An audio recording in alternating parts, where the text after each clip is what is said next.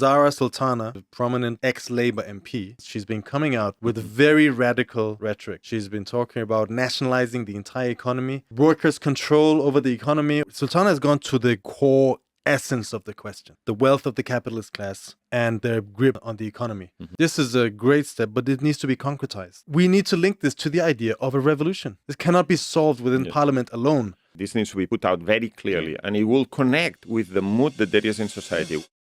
Welcome to Against the Stream, the podcast that analyzes world events in order to uncover the true class interests that shape them. While we aim for the highest objectivity, we do not claim to be impartial. We stand unapologetically on the side of the workers and the poor, the people who make this world go round. This podcast is for them. On today's show, with the obscene growth of inequality, the idea of taxing the rich has been gaining ground. But Zarah Sultana, a British MP, who's also a member of the new Your Party, is saying that is not enough.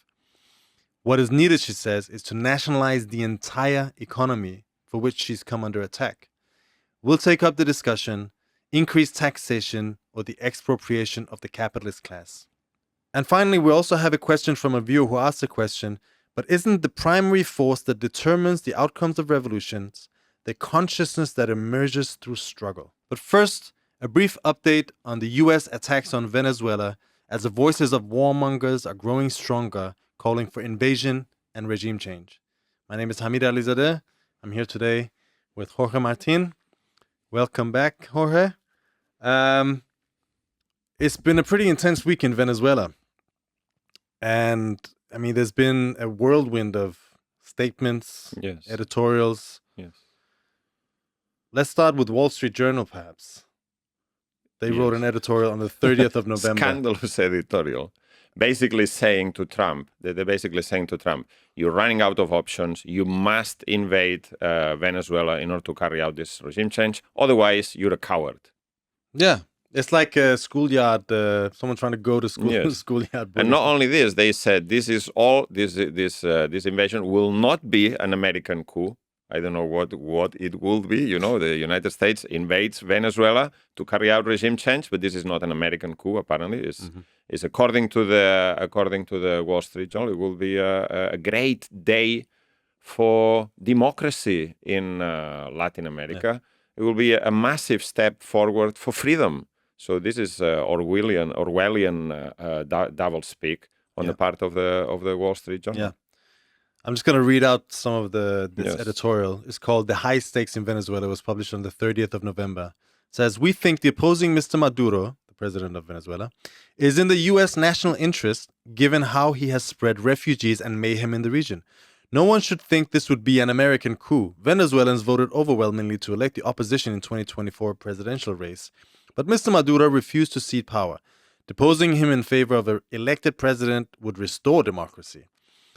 But it isn't clear how the Venezuelan military would respond to U.S. intervention. Let's hope the CIA is working the case well for a change, and that local forces would break for the Democrats, not the American Democrats, the Venezuelan so-called Democrats. We'll see about how democratic they are. But anyway, but Mr. Trump would have to be prepared in any case to help the new government defend itself.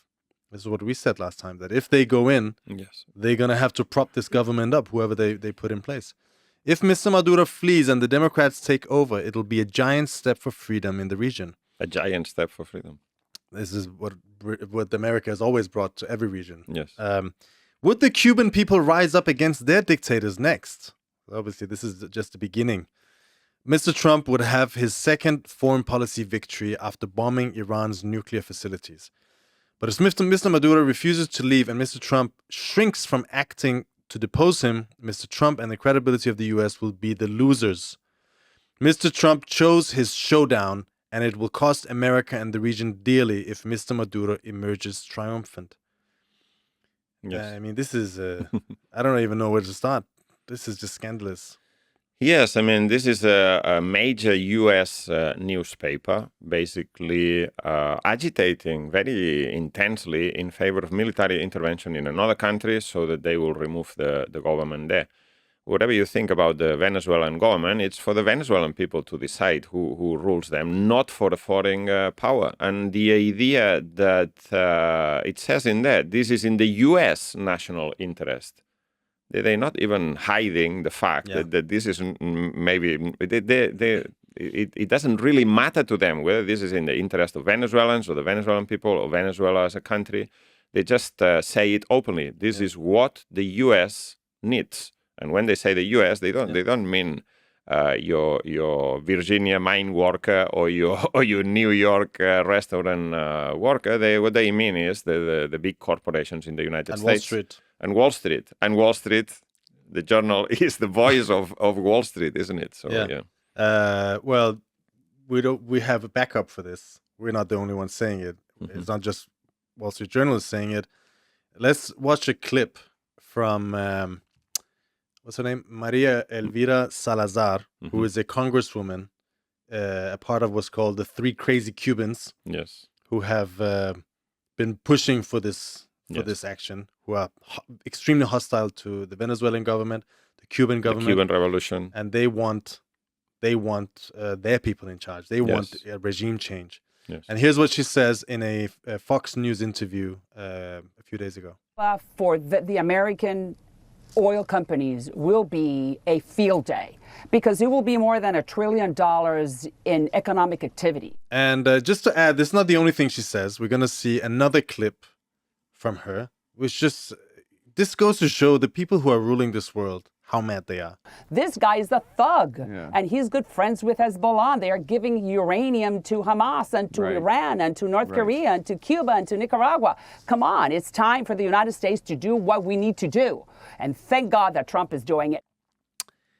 This is another level, because we have seen, but I mean, this is the same logic as Colin Powell standing at the United Nations Security Council and showing a vial of I don't know what, saying Saddam Hussein has weapons of mass destruction. So now Maria Elvira Salazar says, no, I'm going to trump that. I'm gonna say that Venezuela is providing uranium to Hamas.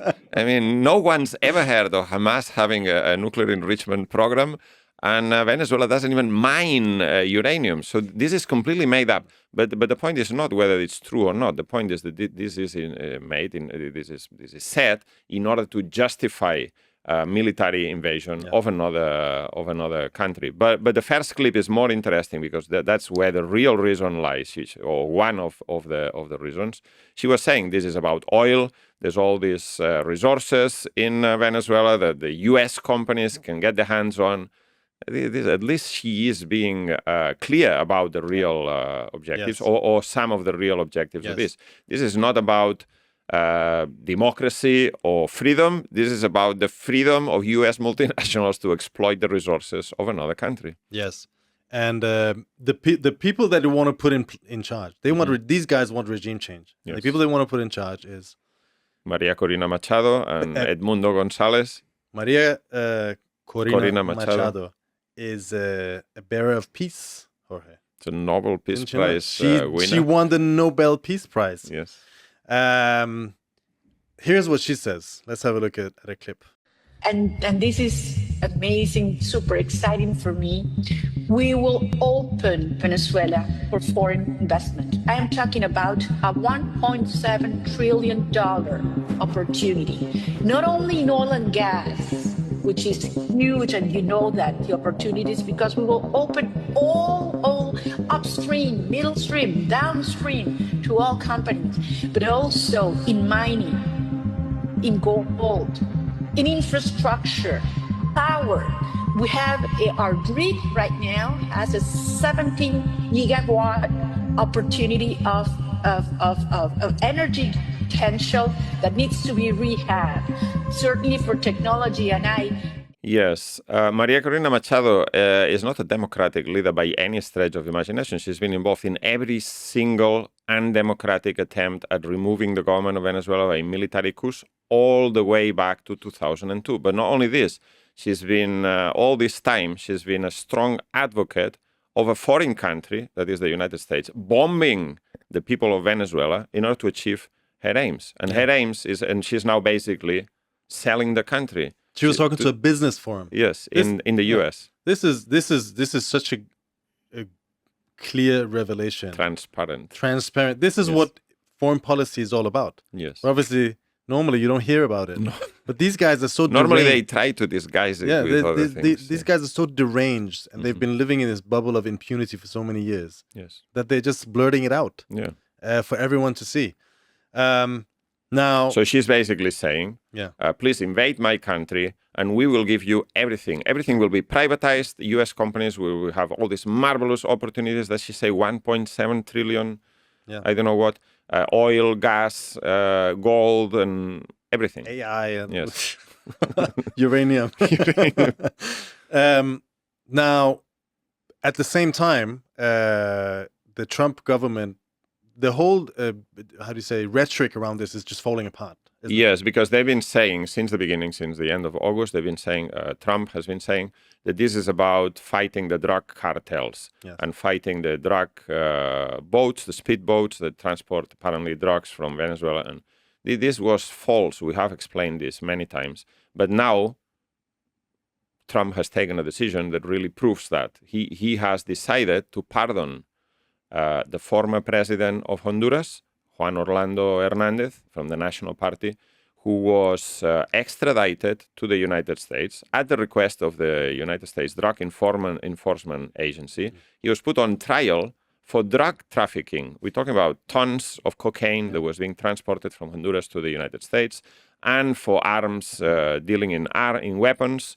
And he was sentenced in a U.S. court to 45 years in jail. Yes. So now President Donald Trump has decided to pardon him. He's now been released just because Trump wishes to interfere in the elections in Honduras, which took place on Sunday. But obviously, you cannot say that you're fighting the drug cartels in Venezuela while at the same time releasing a guy who is being charged and sentenced and imprisoned in the United States for being part or playing a big part in a drug cartel. Doesn't make any sense. Yeah. Furthermore, there's a question of the boats. There's another scandal about the boats that they've been bombing. Yes. Apparently, the first strike on one of these speedboats, which took place at the beginning of September. There's an investigation by the Washington Post and other media that say that there were survivors from the U.S. strike. U.S. strike on a speedboat is already illegal under any international law. But never mind that. There were survivors, the two survivors that cling to the remains of this boat. And then the United States decided to bomb, to strike them again to make sure that they were killed. This is a further violation of whatever rules of war there might be. You know, you do not kill an unarmed combatant that doesn't offer any danger to yourself.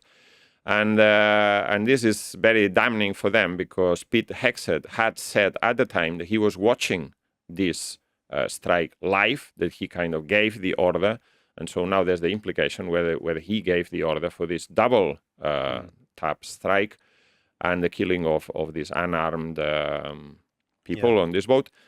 Now, Trump said on Monday at the press conference, he said, well, I know nothing about this. This is all on Pete, basically, he said. And then Pete Hegseth said that the Secretary of War, now he's the Secretary of War, he said, no, I didn't give the order. I was there watching the thing happen, watching the first strike. But then there was a lot of smoke and I was taken to another room. So he's basically saying, no, it wasn't me. It was this admiral who gave the order. I agree. I fully agree with the order. He did the right thing, but it wasn't me who gave the order. Why?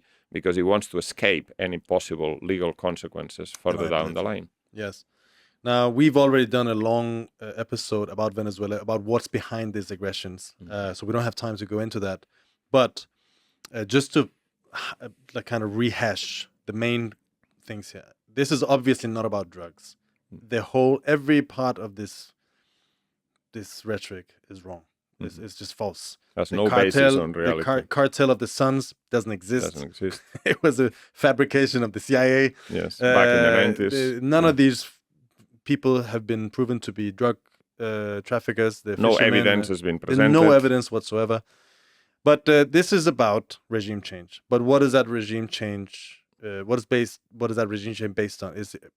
fundamentally based on this idea that Trump presented when he came into power, which Marco Rubio presented, which is America is overreached, is overstretched, it cannot police the world anymore, and therefore it needs to retrench itself and focus, first of all, in its own backyard. It needs to reestablish dominance over Latin America and even Greenland and the Western Hemisphere, so to say. It needs to push Russia and China out. Russia and China obviously very closely linked to Venezuela.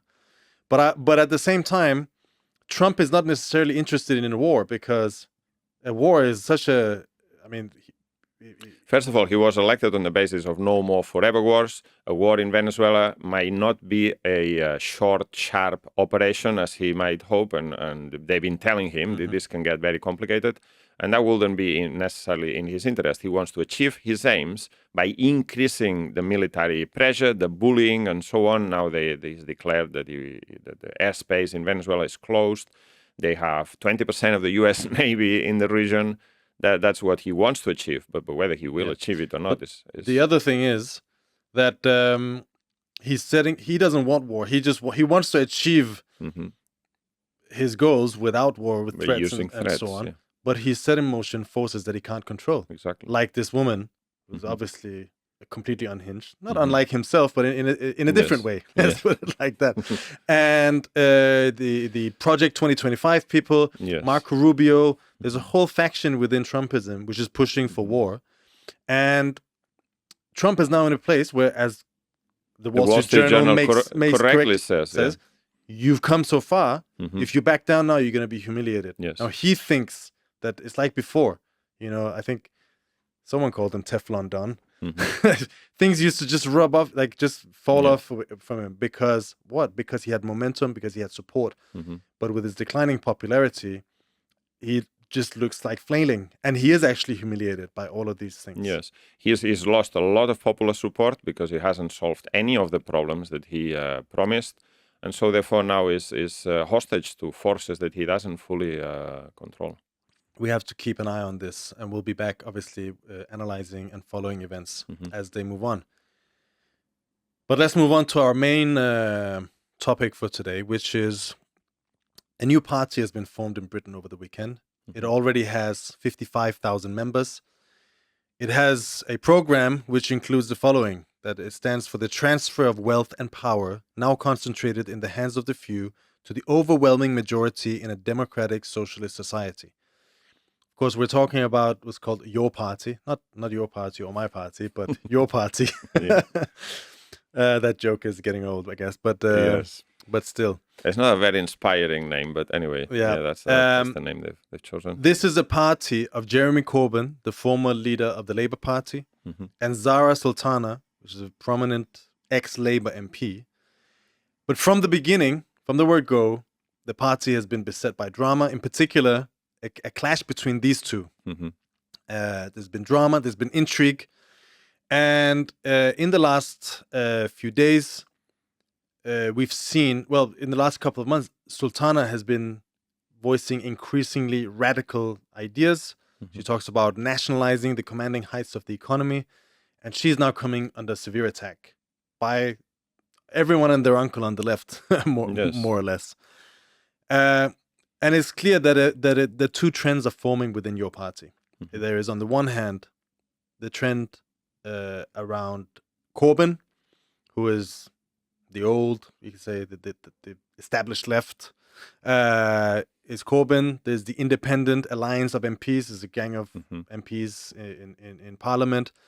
The apparatus around Corbyn, some people coming from the unions, from Unite, Len McCluskey and others, they don't have a very clearly defined program, but generally they see the problem not in capitalism per se, but in neoliberal capitalism. Exactly. A vicious form of capitalism. And what they argue for In fact, the actual statement from the party started by saying this: we are against neoliberal capitalism. Yes. Then it was changed. Now they say we are against the capitalist order, I think it says. But basically this idea that there's something wrong, which is neoliberalism. No, not capitalism itself, neoliberalism. And therefore... it's an unfriendly kind of capitalism. Yes. We need to make a friendly kind of capitalism. And the ways to do that is to increase taxation on the rich, such as a wealth tax, and by reversing austerity. And which they say it's an ideological choice. Governments can choose whether to apply austerity or not. This is a nasty government, they apply austerity. If it's a nice government, they won't. Exactly. Now, just to rewind a little bit, we have talked in this show, we've been recording for more than a year now, and we've been highlighting the enormous potential for a left-wing force and the enormous vacuum on the left. You know, when Trump came to power, lots of people on the left in particular were talking about the rise of fascism and Bonapartism and dictatorship, and we were saying, no, this is a distorted reflection of class anger, class anger in society, which is not finding an expression in the left. Because the left was proven to be bankrupt in the previous period. Yes, and nobody was standing up and saying anything. And the proof of this came when Zarah Sultana jumped the gun on this. Yes, they've been negotiating setting up this party for years now. Yes, Jeremy Corbyn reportedly was not very interested. Yeah, and he was dragging his feet. He wanted like a loose movement. Sultana finally said, no, she just announced it. In July, and they had to move. They set up a website. You could sign up as a supporter. Yes. And within a very short period of time, 800,000 people signed up to join, showing their interest to join. Which is, by the way, it's more than the Labour Party had under the leadership of Corbyn at the time when the Labour Party grew to, what was it, 500,000 members. But now, in the space of 3 or 4 weeks, 800,000 people expressed interest in joining a party that was basically, at that time, was seen as a party that's against austerity and in favor of Palestine, against the genocide. Against imperialism, against the rich, against all of these things. Which proves the point that we've been making. There's a massive vacuum on the left for a radical or seemingly radical force. Yeah. But immediately after, what happened was a scandalous infighting, bureaucratic infighting at the top. Clearly over control. Over control over the apparatus, over control over the money. And it was a completely demoralizing thing. Yes. And in fact, you can say that in many ways they squandered the opportunity. When they finally opened the actual membership for signing up, of the 800,000, only 55,000 went ahead and joined. And in the meantime, the Green Party was taken over by Zach Polanski. Yes. I read an interview with him 1 year ago, 9 months ago. He said, we need to have a populist, anti-establishment, anti-rich party. We need to have a left-wing version of Nigel Farage, basically. Yes. And that's what he did. He took over the party, even though it was doing relatively well. He won the leadership election, took over the party. In September, had introduced a program of nationalising utilities in particular. They even talked about abolishing the landlords. Yes. The question of housing. Relative to all other political parties, a very radical program. Yes. Anti-austerity and all of these things, and they've more than doubled their membership. They've gone from 70,000 at the time when Polanski took over at the end of September to now 150,000, which is more than doubling, and puts the Green Party has now more members than the Lib Dems and also than the Tory party. And in some of the opinion polls, they're coming second, ahead of Labour, just behind Reform. Yeah. And they've gained massive traction amongst the youth, particularly. Yeah. So, which is another demonstration of what we were saying. There is a massive vacuum in the left. There's a big appetite for something that looks like a radical challenge. And a lot of these people obviously came from the movement around Corbyn and Sultana. Yes. But nevertheless, the party was founded. It has it claims to be socialist and anti-capitalist. It was founded over the weekend, and this is a step forward. This is necessary. The talk about transferring the wealth and power from a minority to majority is correct, although it's very vague, and it remains to be seen what that actually means. Yes. But now in this process, I think Sultana has stood out. she did apologize for her behavior over the summer. She stood out openly, said, "I'm sorry about that," and then she's come out. I remember we criticized her and Corbyn. We said this is criminal. Yes. The bureaucratic infighting is criminal. What they should be doing. Nobody can understand what it's about. What they should be doing is putting forward ideas which address the burning needs of the British working class. Exactly. And I think that's what she's done. In the past few months, she's been coming out with very radical rhetoric. She's been talking about nationalising the entire economy, abolishing the monarchy, abolishing NATO, yes, workers' control over the economy, over companies. Let's just watch a clip from a pre-conference meeting. But this is more or less the same thing she said at the conference. But just to give our viewers a kind of hint at how radical her language is. Policies are about redistributing wealth and power. We are talking about a super rich minority in this country that have seen their wealth treble since 2010. We have 50 rich families who hold more wealth than half the country. So we need a wealth tax, but we also need to nationalise the entire economy. Obviously, like I said, utilities, transport, energy are important, but we need to look beyond that. We need to look at the banks. We need to look at construction. We need to look at the entire economy.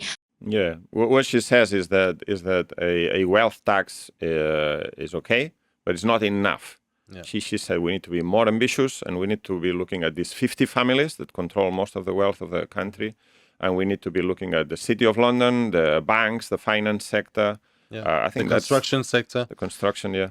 Now, you would have thought someone saying such openly socialist ideas, which is not, by the way, like particularly outlandish. No. This is basically the clause 4 of the Labour Party. Yeah, clause 4 of the Labour Party that was introduced in 1918 talked about the common ownership of the means of production, distribution, and exchange. But what she has been met with, first of all, Corbyn has been silent on all of these things, but it's clear that he disagrees with her. Yes, because he doesn't talk about any of these kind of things. And in the past few days, we've seen a barrage of leftist, so-called leftist people. Yeah. George Galloway, who is now, I think, has descended relatively into obscurity, but you never know with him. He's saying, "Oh, it is wrong. We can't abolish capitalism. We need a mixed economy. Yes. Another form of a good capitalism, in other words, like China, because everyone is doing so well in China, and the Chinese ruling class look after their workers. So that's another version of what Corbyn is saying. Owen Jones was interviewing her. He didn't allow her to finish. Didn't allow her to speak. People can see the interview with Owen Jones. It's a bit too long for us to show here. But he was raising the classic scaremongering arguments against nationalization. He said, "Oh, but you want to nationalize everything, the kiosks and so on." Yeah, but we'll answer all of these things. The person who summed it up the best was Tariq Ali, the grand theoretician of some people on the left. Tariq Ali. I don't even know what's happened to him, but he's still writing books. Perhaps, I don't know. Probably for Verso and these kind of things. And he wrote, well-meaning but pure rhetoric. Both Ben, that's Tony Benn, and Livingston, that's Ken Livingston, the left-wing Labour people, had some very good socialist economists working for them who came up with credible plans. The entirely nationalized economies in the former Soviet Union and China, and Cuba too, simply did not work. We had huge debates on this within the global left. Zarah has to get some help on this one. What she's saying will be laughed at, and understandably, given the experiences of the 20th century we know this type of maximalism destroys economies. It should be debated in an open and comradely fashion. I groaned when I first heard her saying this. Oh yeah, we know that groan. We know that groan. The groan of the old tired left reformists. The responsible left. Yes. The responsible left who understands that you can't go too far. You can't go too far. Because it's one thing to criticize the Soviet Union. There are obviously problems with the Soviet Union, but the problem was not excessive nationalization. The problem was bureaucratic management. But in any case, you can criticize the Soviet Union. But what he's saying here is counterposing that to Tony Benn. And Tony Benn was well-meaning and honest left figure within the Labour Party, but he was a reformist. He was not against. He was not for abolishing capitalism or anything like that. Exactly. Tony Benn was a left reformist, a left-wing character within the Labour Party in the 80s. Who, I mean, to be fair to Tony Benn, had a lot more guts and gusto than Tariq Ali did. But I think the main thing, what these three people are saying, Owen Jones, this is too extreme. George Galloway, Tariq Ali, even Jeremy Corbyn, all of these people, what they're saying is, George Galloway, we need to change capitalism, but we can't abolish it. We need to curb its worst problems. And this is something that Sultana has argued against. She said you cannot tinker at the edges of the capitalist system. There's no good capitalist. Capitalism is capitalism, and we need socialism. I mean, you have to be living on a different planet not to see that. Yeah. Not to see that this system as a system is not working. Exactly. But I think we need to dive into this theoretically, because there has been, for months now, increasing talk about a wealth tax. In France, there's this thing called the Zuckman tax, named after Gabriel Zuckman, who has proposed to have a 2% annual wealth tax on anyone with a net worth over 100 million euros. So anyone who's super, super duper rich has to pay 2% of their total wealth, all of their assets. And he says this is revolutionary because this is not the same as just taxing the rich, just increasing income tax, because most of the rich find loopholes. Their money is not an income. In fact, most super rich people don't have any income because they take loans against their assets and they use the loans, and then they die and the loans they get paid off. But he's been saying this. A wealth tax has been discussed in lots of places in the Labour Party. Even in the Labour Party conference, it was proposed. The independent alliance of 5 MPs, and including Jeremy Corbyn, are saying the same thing. They're proposing we should raise taxes. Basically, instead of carrying out all this austerity and making the working class pay for the crisis, we should have increased taxation. Now, Britain, for example... So that the rich pay. Sorry, the increased taxation. The fair share. Exactly. Now, in Britain, we have a 110 billion pound bill just to pay the interest rates every year on the state debt. Just this year, not every year. I think next year is probably going to be more. It's going to be more, yeah. So, 2% is actually not going to cover that. But that's another topic altogether. In France, this would mean 15 to 25 billion euros raised. They need around 60 billion per year to cover the interest rates alone. Yes. But let's discuss this. Will this actually change anything? And I think the first thing to say is that, well, we've discussed this last time. If you want to impose a wealth tax, if you impose a measure which the capitalists see as a threat to their interests, they will just move their assets abroad. They will fight against by any means at their disposal. One of them is tax flight, capital flight. And there's an example of that in France. When the Hollande government introduced a wealth tax, a number of prominent people left the country, and they took their residence somewhere else, like Gérard Depardieu, famous actor who's quite wealthy. He took his tax residence to Russia, first to Belgium, I think, and then to Russia. He became a Russian national. Became a Russian. Yeah, he said, "Oh, I love Russia and this and that." He loves his money more than any country. It's a beautiful country. Arnaud, I think his name is Arnaud, who's the owner of L'Oréal, big cosmetics pharmaceutical company. He moved his tax residents to Belgium, to places where they don't have the wealth tax. So, and also the rich and powerful, they have an army of lawyers and accountants that will look for any loopholes. So that's just one angle of what will happen. But I would say exactly, because there are other angles here. One, I mean, you can have wealth taxes. In Norway, they have a wealth tax every year. It's around between 1.1 and 1.7%. And they raised it recently, which meant that some billionaires left the country, taking away their assets, taking away their tax income, and there's constant actually scandals about billionaires moving abroad, but then still living in Norway, and kind of trying to move their assets into the names of their family members who live abroad or something like that. Oh, and by the way, this is not a new thing. I'm reading Capital with a comrade now, and we're just going through a chapter where Marx talks about this. No. He is trying to explain the concentration of capital, and he says, well, this is just the official figures of what they declare for tax purposes, but in fact the real figures are much more. So this is what 160 years ago. Exactly. But the point is, in Norway, nothing has changed. 1%, in some situations, if the bourgeoisie they have enough of a buffer, or they see enough of a threat against their core interests, they could give that concession.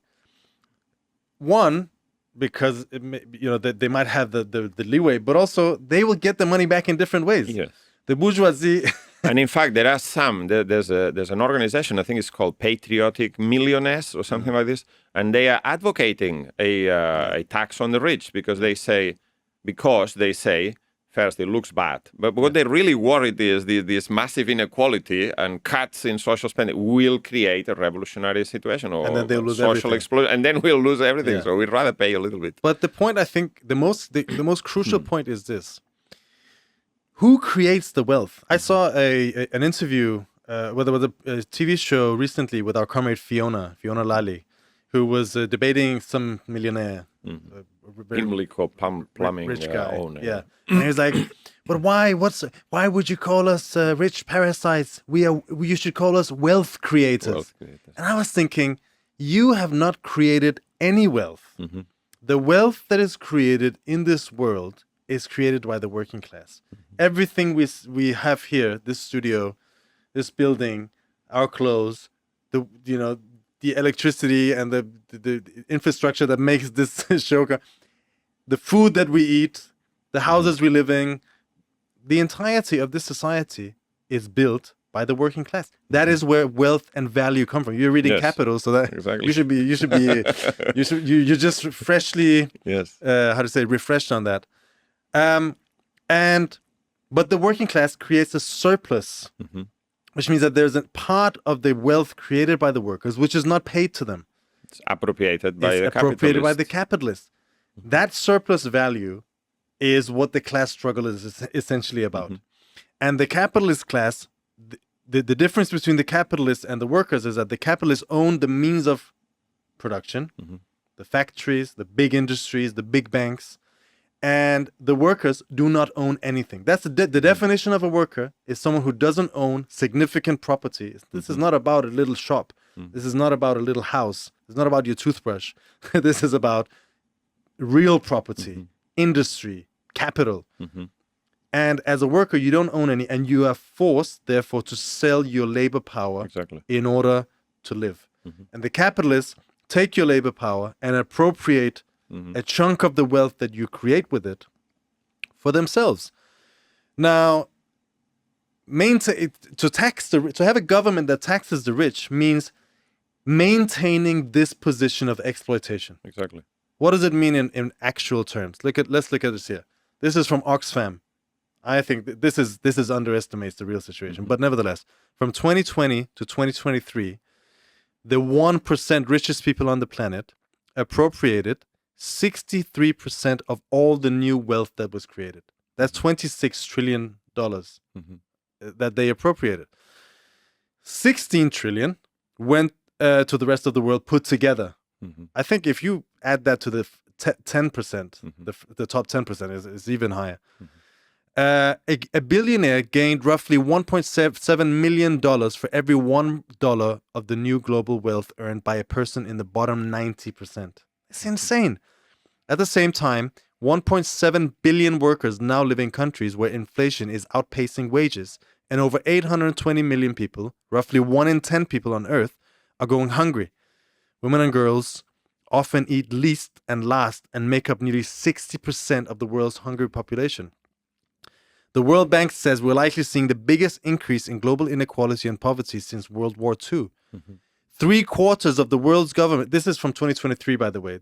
It's just the best kind of immediate figures I could find. 3/4 of the world's governments are planning austerity-driven public sector spending cuts, including on healthcare and education, by 7.8 trillion over the next 5 years. This is before they decided to up NATO and defense spending in 5%. To 5% in Europe, by the way. So we're talking about a huge transfer of wealth every year from the working class, from the poor to the rich. That's the class struggle. That is capitalism. Yes. Karl Marx explained capitalism is a system of crisis, stagnation, dislocations, and the polarization of society into obscene wealth in one end and inequality in the other. This is not an anomaly of capitalism that can be corrected or modified or tinkered. This is how the capitalist system works. Massive concentration of wealth, monopolization of wealth in fewer and fewer hands at the top, and a massive concentration of poverty at the other end. Yeah. And if you tax the top 2%, it's nothing, first of all. You're not transferring wealth and power to the majority by doing that. No. But what you do is you create an illusion that this system works for everyone and that this system can work for everyone. So you're actually participating in maintaining this system. Yeah. Not only this, but if actually a wealth tax or a tax on the rich actually hits the rich in a significant way, then they will take countermeasures. They will take countermeasures like, as we said, capital flight, strike of capital. They will stop investing and other things. They will move against any government that carries out any such measures. I have two great examples here. There's an article in the New Statesman. It was written in 2017 as a warning against Corbyn. It's called "If Anyone Actually Threatens." It's called "French Lessons: What Corbyn Can Learn from Mitterrand's Mistake." This was a time where Corbyn was talking about nationalization and the utilities, reversing austerity and these things. And the New Statement says, in May 8, 1981, a left-wing leader was elected on a program in France, on a program of mass nationalization, wealth taxes, and higher minimum wage. François Mitterrand was the first socialist president of France's Fifth Republic and promised a complete rupture with capitalism. 12 industrial conglomerates and 38 banks were taken into public ownership, including Paribas and Banque Rothschild. I don't know how to say it in French. And the minimum wage was increased by 10%. We want to develop a mixed economy. We are not revolutionary Marxist-Leninists, Mitterrand reassured the French Employers Federation. Sounds like anything we heard? But this socialist experiment faced immediate resistance. Capital fled France at a rate of 2 billion francs a day, and private firms launched an investment strike. Inflation, meanwhile, reached 12.6%, and the country's trade deficit surged. The European monetary system, a precursor to the euro, which pegged the franc to the Deutschmark, limited the scope for currency devaluation and capital controls. I am divided between two ambitions, constructing Europe and social justice, lamented Mitterrand. Anyway, this is a long thing to go, but... 1 year later, he was forced to carry out austerity measures and abandon most of his program. Under the tournant de la rigueur, or the austerity turn in 1982-83, public spending was cut by 44 billion francs. Taxes on workers and consumers were increased by 40 billion francs. Budget deficits were capped at 3% of GDP, and wages were delinked from prices. The most ambitious post-war socialist experiment in Western Europe was over. And that is what happens if you touch the core interests of the capitalist class. Because the capitalists have, they derive their power. They exercise their power through the state, through the media, through the politicians, but their power comes from the ownership of the means of production. That's what gives them power in society. And they will use their power against any government and against any attempt to infringe on the property rights, on the God-given right, as they consider it, to exploit workers and make profits. Even Liz Truss, she wasn't even, I mean, not a revolutionary communist. But she proposed a budget which that wasn't balanced. The markets didn't like because it wasn't balanced. What does market want? A balanced budget that hits the workers.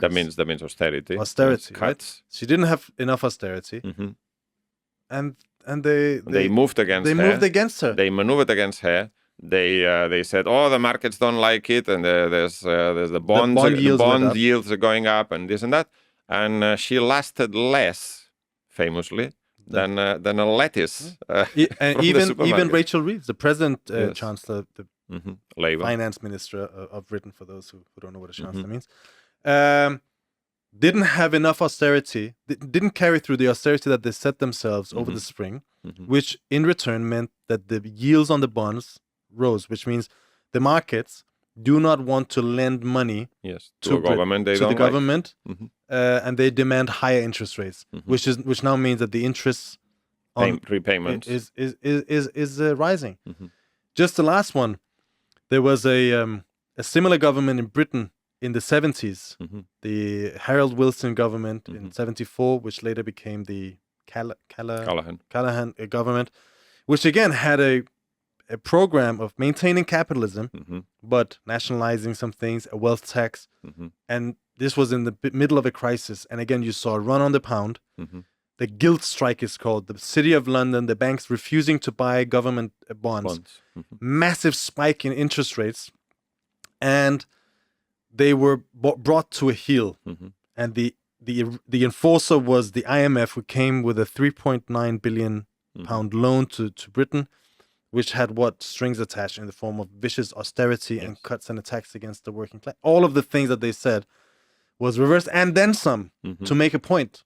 So watch these historical examples teach us, because the New Statements had this article of warning to Corbyn from Mitterrand.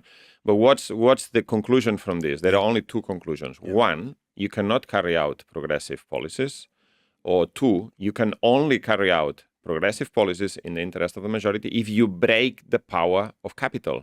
And you can only do that by expropriating capital.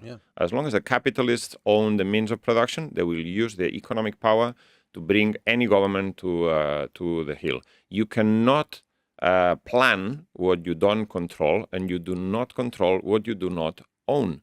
And this is a basic principle. This is why this idea of nationalising the entire economy is correct. And when we say this, we don't mean, as Owen Jones implies, we don't mean the nationalisation of your corner newsagent or small shop. No, we're talking about, I don't know, the FTSE 100, the 100 biggest companies in Britain control everything in the economy. They have an enormous power. Because the other thing is this, that however much you tax the rich, the problem here is not so much taxation and spending, but investment, right? So if we want to build more houses for working people, housing is very expensive. You need to invest. You need to build these houses, but the problem is the capitalist will only invest if they see a profit at the end of it. They will not invest because there is a need for certain product or service or infrastructure. They will only invest if they can get a return on the money. And as you've been saying in previous programs, they now can get a better return by speculating on the stock exchange or buying bitcoins or gold or whatever it is they're speculating with, rather than investing in production. So it's the whole system, the way it's rigged, the way it works, is completely parasitical and cannot be forced to work in the interest of working people. Only if we expropriate them can we then control the economy and run it in a democratic manner through a democratic plan of production in which workers, consumers, and everyone is involved in order to satisfy the needs of the majority. That's why this debate between nationalization, this nationalization of the commanding heights of the economy, versus just taxing the rich and tinkering at the system at the edges is so important. It's a crucial debate. Yeah, and also I would say this: by raising the slogan as taxing as in and of itself as the solution. We are in favor of taxing the rich. But the point is you need to go further. Yes. But if you stop at that, you sow illusions.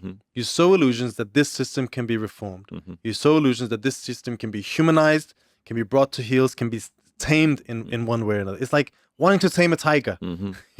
Or was it Alan Woods always says, trying to get a tiger to eat lettuce. Yes. That's basically what it is. But but that doesn't work. And what you're doing is you're actually sowing the seeds for your own destruction. Because once you come to power and you try to carry out these programs, for example, with the Labour government, what did it mean then? Massive, everyone's saying, oh, well, socialism doesn't work, left-wing politics doesn't work. There's a demoralization and disorientation of the working class. And they're disarmed in the face of capital. They're told by their leaders that these people can be our friends if we act, but they're not. The capitalist class. And that paves the way for then the entry of a more right-wing government carrying out massive cuts and austerity. Which is exactly what happened, and Thatcher came to power. Exactly. Right? And the same thing we saw in Tsipras. In Greece, we just had another podcast, The Spectre of Communism, excellent podcast that communist people should go and listen to. About the failure of the Greek government. And what did Tsipras say? Oh, we will tame the markets. We will negotiate with the markets, more or less, right? We will accepting the limits of capitalism, we will repay this debt to mainly French and German bankers. But later on, when there is growth and we will negotiate and we'll just basically tinker at the edges rather than addressing the fundamental problem. And the result, what happened? Disaster. Yeah. A complete disaster. The capitalist class does not serve any purpose in this society. They're parasites. And as Fiona said to this they're guy. Completely parasites. But they have the grip around power. Exactly. Two forms of power. Economic power in the big banks, in the big monopolies, in the big industries, and state power. 99% of the state apparatus is not elected, does not accountable to anyone except the capitalist class, which controls it right from the top. All of the top echelons of the state are appointed, are brought into play in, how do you say, in accordance with the interests of the capitalist class. Exactly. And when left-wing governments try to do certain things that is against the interests of that class, the state apparatus also moves against them. This is also why capitalists, by the way, can live with high taxation, because through their influence over the state, they can manipulate the situation and get around that. Like in Norway, for example, where all of these, basically the bourgeois are using all these loopholes to live in Norway and then move their assets out. And the state kind of holding a hand over it. In fact, when Corbyn was about to be elected in 2017, and Corbyn did not have a revolutionary socialist program, he had a program of anti-austerity and so on, progressive program, nationalising the utilities. But there was leaks. There were army generals. They were briefing the media privately, saying we will not obey the orders of a Corbyn government, which destroys the myth of the independence and neutrality of the state. The state, as Engels very well explained, armed bodies of men in defense of private property, the private capitalist property. So this is the other question that needs to be raised. It's not just about taking over the economic power of the capitalist class, but also breaking the back of the capitalist state that will be used to resist any attempts of the workers to take back what's rightfully theirs. Precisely. I think that brings us to the last part of this, the conclusion of this. We are in full support in this battle. We are in full support of the standpoint of Zarah Sultana against the rest, against those who talk about her of being maximalist. In fact, we say that they are the utopian ones who think that you can make this system work. But at the same time, I think Sultana has gone to the core essence of the question: the wealth of the capitalist class and their grip on the economy. But I think there's more to be said, because this is a great step, but it needs to be concretized. First of all, there's been a few instances where she hasn't been very clear. So, for example, there was an interview with Nick Robinson on the BBC. She sometimes says one thing at a big meeting where there is a left-wing audience, but then she seems to be a bit more afraid or unable or a bit more vacillating when she's faced with the onslaught of a BBC journalist asking her pointed questions and so on. And I think that this reveals that yeah, she's groping in the right direction, but she doesn't have a full program to explain and back up what she is saying. And this is what is necessary. There are. I mean, we are in favor of a nationalized, planned economy, and this will be workable and more efficient, and will be in the benefit of everyone. And this can be achieved, but it needs to be explained very clearly, and it needs to be defended clearly as well. Also, on the question of NATO, she came out and correctly opposed NATO, say this is an imperialist. We must leave NATO immediately. This is an imperialist tool. But then when talk came about, well, what do you want instead? She was a bit... Yeah, she was saying basically what we need is international relations that will be based on diplomacy and peace and so on. But in reality, this is also utopian, because in reality, as long as capitalism exists, and imperialism is the highest stage of capitalism, war will continue to exist. So what you need to say is we need the struggle for socialism worldwide. That's the only way to achieve peace, not diplomacy.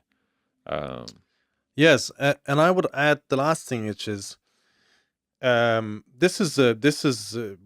this program. Her program needs to be developed. It needs to be concretized. It needs to be written down and debated and carried out as a proper campaign and in an organized fashion, not just from Sultana speaking at meetings, but put on a more organized footing and connected. Obviously, there should be a struggle to put this at the how do you say as the main program of your party, but at the same time, there should be an effort made to connect this program to every single struggle that's going on out there in Britain. Whether it's tenants, whether it's workers, whether it's school students or university students or lecturers, all of these struggles are fundamentally linked to the question of capitalism. And therefore, it needs to be linked to all of those. And we need to link this to the idea of a revolution.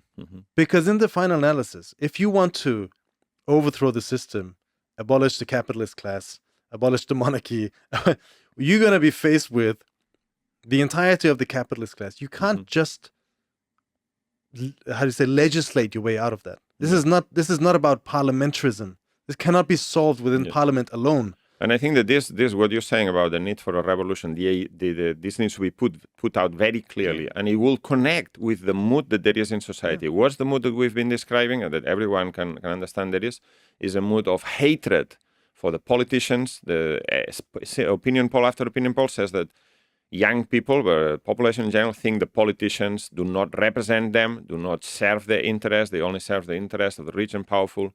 So the idea of a revolution that brushes them all aside, that brushes the whole system turned upside down, that will be a very appealing and as a idea. part of that, also the state apparatus.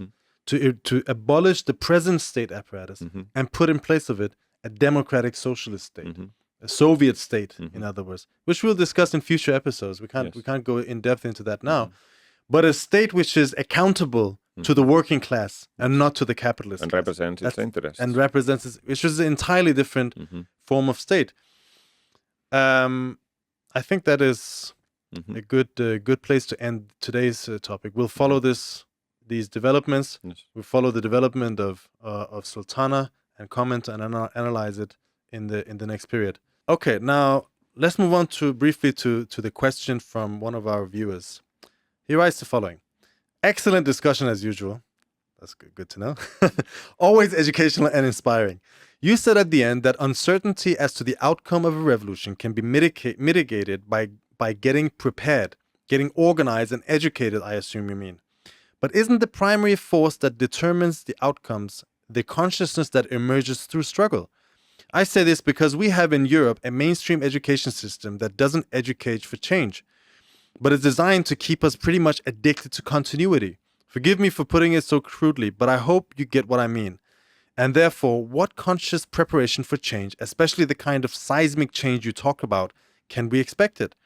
There's a lot you've got me thinking about and wishing to say and question, but I'll leave it at that for now. Thanks again for your brilliant work. Now, first of all, thank you very much for this comrade M. Gate Navy, who sent this comment. You can contact one of our sections in any country, in whatever country you live in. We have sections all over Europe, and you can come to a meeting and discuss with some of us and ask as many questions as you wish. But I think this is a very, very good question to answer. Yes. Consciousness. Yes. How can we overcome the enormous barrage of propaganda and distortions which are spewed through the education system, through the media, through every channel you can ask for? Because the capitalist state is not just the armed forces, it's also the propaganda machine. Yes. It's the media, the family, religion, and everything is tradition. Yeah, tradition. It reproduces the ideology of the dominant class. This is what Marx said, that the dominant ideology in any given society is the ideology of the ruling class. They control the ideological apparatus. That is true. That doesn't stop a revolution. As the question correctly says, it is the consciousness that emerges through struggle. It's through struggle that people change their mind, and through practical experience and so on. This will happen. But what I think he is asking is the relationship between the objective and the subjective. Yes, in a revolution, consciousness changes very quickly. And masses of people who never thought about participating in politics, in demonstrations, in barricades, in storming parliaments, they will do so suddenly from one day to another, apparently out of nowhere. But that is not enough. The spontaneous rising of the masses, which is happening already in many countries, in Nepal, in Madagascar, in the big strike in Italy, is not enough, because what is required is also the subjective factor, a leadership that can take this movement to its last conclusion, its final conclusion, to the victory of the working class. So there's the relationship between the two things. The party, the organized leadership, and the movement of the masses. Trotsky, in his History of the Russian Revolution, put it in the following analogy. He said, this is the relationship between steam and the steam engine. The steam piston is box. The piston box in a machine. Did he say a train engine or anyway? I can't remember. It's the steam is the spontaneous movement of the masses that arises when there is enough pressure. But the piston box is what directs that steam into one particular outcome and concentrates the strength of that steam. If there is no piston box, then the steam just dissipates into the air and leads nowhere. And we have many examples of this. Yeah. There are many examples of revolutions throughout history that have been defeated for the lack of revolutionary leadership. Yeah. And there is one example of a leadership in which the workers took power, Bolshevik revolution of 1917. And the one thing that makes this different between these two types of examples is that in Russia in 1917, there was a revolutionary leadership under the leadership of Lenin and Trotsky. They had prepared for many years. They had studied the theory. They had sunk roots in the working class movement. They were known. And at the right time, they were at the right place. And they advocated the right slogans and demands and led the working class to take power. This is the relationship between the two things. Yes. I think in ordinary times, the masses leave politics to experts. Exactly. To people in the know. But the point is, what creates a revolution is not communists, is not a good idea. What creates a revolution is a fundamental contradiction within a social system. A socioeconomic system that's come to the end of its line creates revolutions. We see that because it cannot move society forward, and it creates dislocations, injustices, inequalities, which spur the masses on forward. Now, in ordinary times, the masses believe the ideas of the ruling class, that this is the natural state of things, this is the best of all worlds. Nothing can be done. Nothing can be done about it. And they get a distorted view of what reality is. That is what the propaganda is there for. But propaganda can't feed you in the last analysis. And therefore, what you see is over time, you can have people saying, yeah, oh, you communists, you complain too much, just go to work and do the work, be a upstanding member of community. And they say that and say that. And gradually they believe it less and less and less themselves. And precisely because, in fact, they've been defending that system and arguing for it, at some point they're going to say, enough is enough. This doesn't work. And they're going to move into action. In the course of that action, consciousness develops very fast. And what is unconscious, what is latent in society, the contradictions of society become conscious. And you see that the rapid development of consciousness in every revolutionary movement is incredible. And if you left the working class in a vacuum, yes, in a revolution, it would move towards a communist consciousness or socialist consciousness. It would understand that it needed to take power away from the capitalist class, and that power rests in the economy and the state. And it would set up Soviets, it would set up workers' control, and in fact, there are many examples of that in history. But the point is, this doesn't take place in a vacuum. There's an opposition who's constantly maneuvering, and being out on the streets day in and day out, it is an extremely tiring thing. And therefore, a revolution is time limited. But the whole course of a revolution is a race between the capitalist class trying to tire the working class out before it gets to its aim, so that they can regroup and strike back, and the revolutionary forces, the communists, the social, the subjective, the leading parts of the revolution, to accelerate the process of the development of consciousness to reach its final conclusion before that.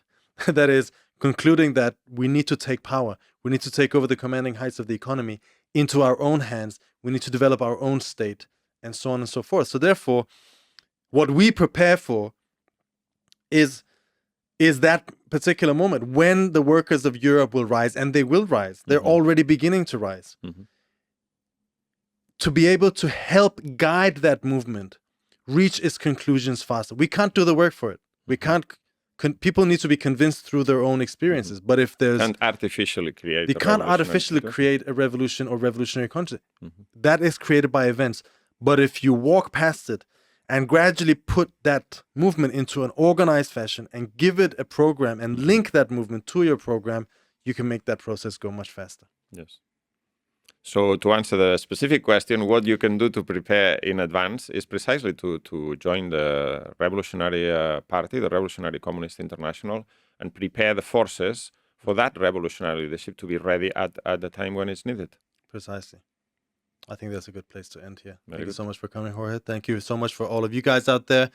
Please keep writing your questions and your comments. We're getting a really nice, live comment section for these videos and podcasts. And we will be back again next Thursday, 6 p.m. UK time. Thank you very much.